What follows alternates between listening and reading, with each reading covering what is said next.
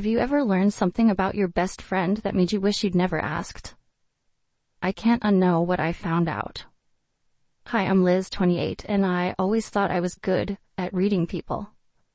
My job's in HR, which means I spend most of my days figuring out who's lying on their resume or who's really sick on a random Friday. So, yeah, I've always been the friend who prides herself on being a great judge of character. That's why this whole thing has me so shaken. I never saw it coming. This is about my best friend, Emma. We've been inseparable since college, the kind of friendship that makes people think you're attached at the hip. She was the maid of honor at my wedding, the first person I call when life goes sideways, and the only one who's been there for me through some seriously rough times. But now, I don't even know who she is anymore. Let me tell you what happened. And before you judge me for snooping, just know that I never meant for this to happen. I wish I could unsee it. I wish I could forget. Emma and I met during freshman orientation at college. I was the awkward kid who got lost on the way to the cafeteria, and she was the cool, confident girl who showed me the way. She has this magnetic personality, the kind of person who lights up every room she walks into. Everyone loves her. I loved her. Over the years, we became more like sisters than friends. We've gone on vacations together, survived terrible breakups, and even had a few epic fights that ended with tearful apologies and promises to never let anything come between us.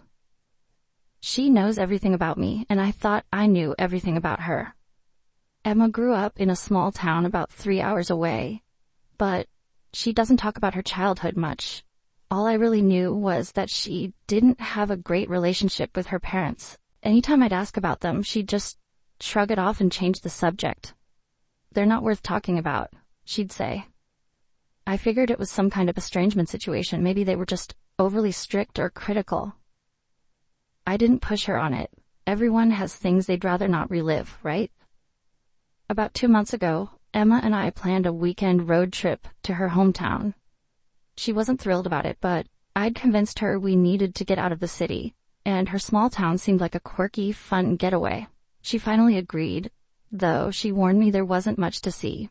The trip started out great. We stayed in this cute little Airbnb, ate way too much diner food, and spent most of Saturday hiking through a nearby forest preserve. But Sunday is when everything went wrong. Emma had mentioned an antique store downtown that she wanted to check out, so we headed there after breakfast. While Emma was browsing, I wandered toward the back of the store where they had a wall covered in old black and white photographs. I'm a sucker for that kind of thing. There's something fascinating about looking at pictures of strangers and imagining their lives. And then I saw it. A photo that stopped me dead in my tracks.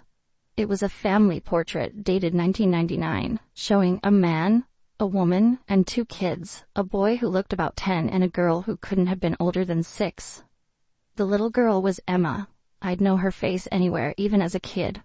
But here's the thing, the boy wasn't anyone I'd ever heard of. I didn't even know Emma had a brother. She'd never mentioned him. Not once in the decade we'd been friends. I stared at that picture for what felt like forever, trying to make sense of it. The shopkeeper must have noticed me standing there because she came over and said, "Oh, that's the Thompson family. Tragic story." My stomach dropped. Tragic story? What did that mean? I asked her to explain, and she told me the boy, Emma's brother, had died in a house fire when he was just 10 years old.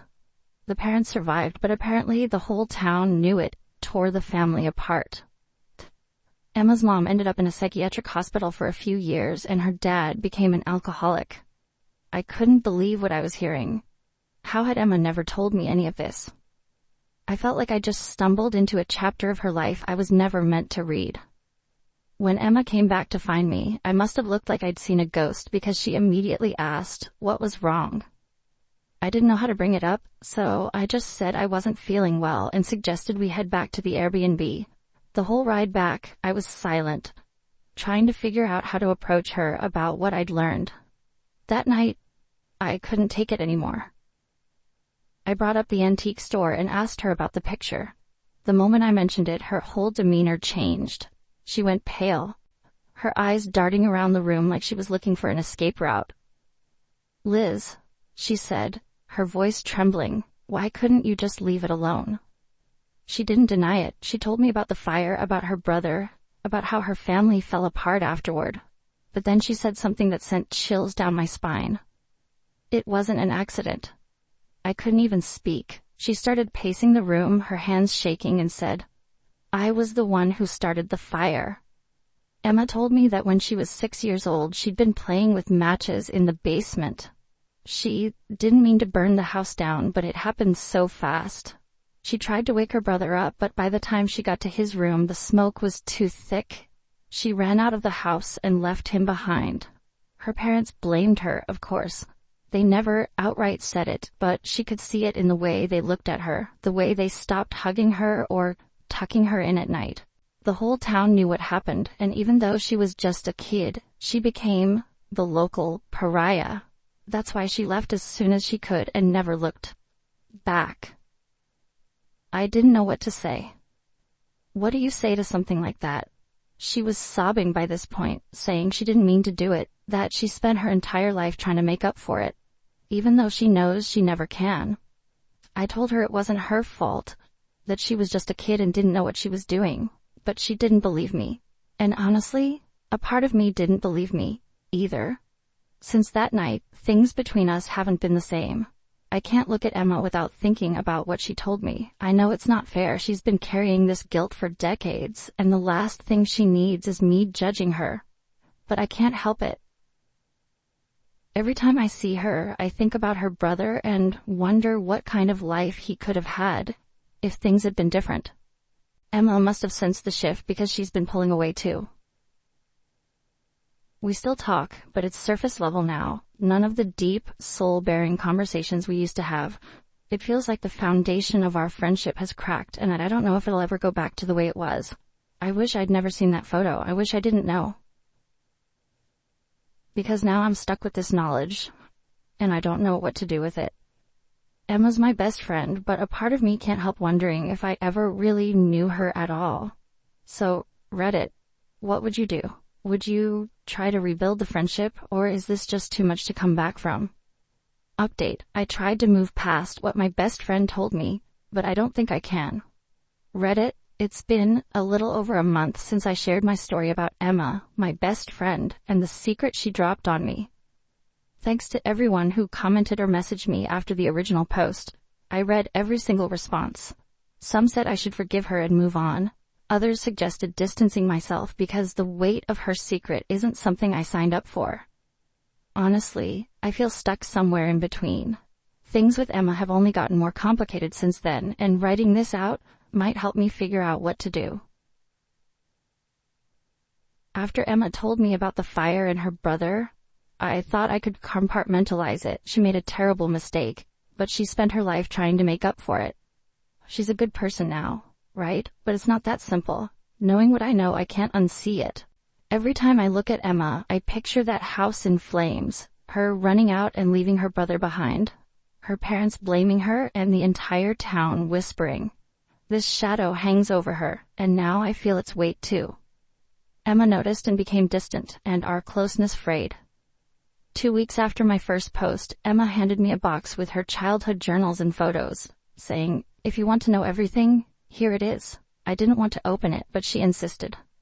The journals were heartbreaking, entries about her fear, her parents, grief, her guilt, and hearing her brother's voice at night. It was clear she'd punished herself for decades, but her family also suffered terribly. Her parents' marriage fell apart, her mom never recovered, and her dad turned to drinking.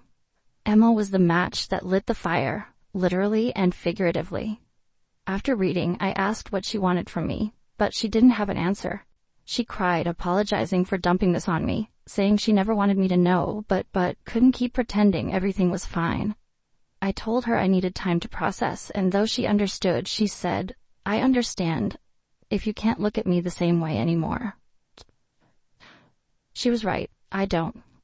Not just because of the fire, but because of how much she hid from me. I thought I knew her, but now it feels like there's this whole other side of her I was never meant to see. Like finding an extra chapter in your favorite book that changes the entire story. Since that night, we've barely spoken. I haven't returned her calls or texts because I don't know what to say. Part of me wants to forgive her and move on, but another part feels like I'm drowning under the weight of her secret. Worse, I can't shake the feeling that there's more to the story. The journals only gave her side. What if someone else from her hometown has a completely different version of events? I've thought about digging deeper, but I'm scared of what I might find. What if it's even worse? Now I'm stuck. I miss my best friend, but our friendship feels tainted. Is it possible to truly know someone, or do we all just show the parts we want others to see? I don't know. I really don't. That's where things stand. If you've ever been in a situation like this, learning something about someone you love that you wish didn't know, how did you handle it? Right now, I feel completely lost. Thanks for listening.